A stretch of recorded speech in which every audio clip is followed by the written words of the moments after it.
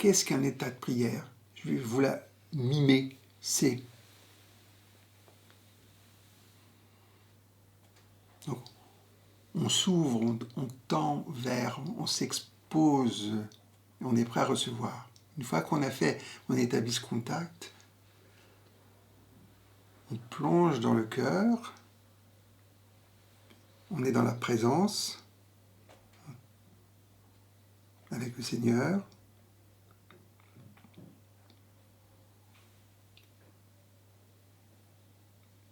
Un état de méditation. C'est vide. Mais ce vide à la chinoise, c'est un vide qui permet à tous les souffles de circuler, à la présence d'être là. C'est vide de nous-mêmes, vide de l'illusion de ce que nous croyons être ou pas être, pour laisser totalement la place. Alors vous voyez bien que ce qui est important, c'est que spirituellement, à un moment donné,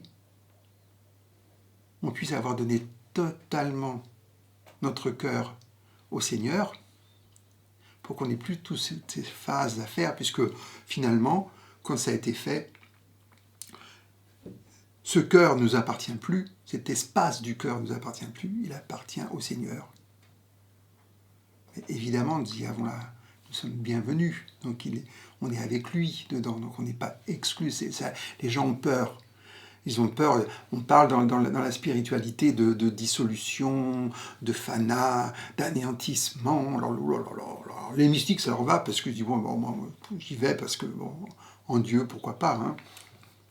Mais c'est un truc joyeux, c'est pas un truc triste. C'est, oui, la dissolution de l'illusion du moi, pour laisser la place à quelque chose de beaucoup plus vaste, qu'on va appeler Dieu.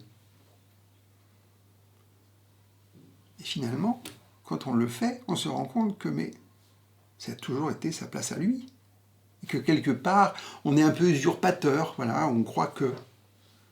Sauf que quand on réalise cela, on a toute notre place, mais en même temps, on est héritier en Dieu. C'est ce que disait un peu le Jésus-Christ. On est co-héritier. Ça veut dire que quand nous sommes absents et qu'il est présent,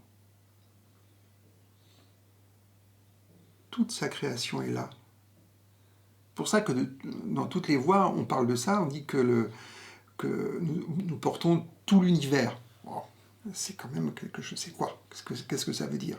Toute la création est en nous. Ben oui, elle y est, parce que si Dieu est en nous, toute la création est en nous. Et nous avons une place. Et une place qui est basée sur l'amour. Et cette place-là vous donne de la joie.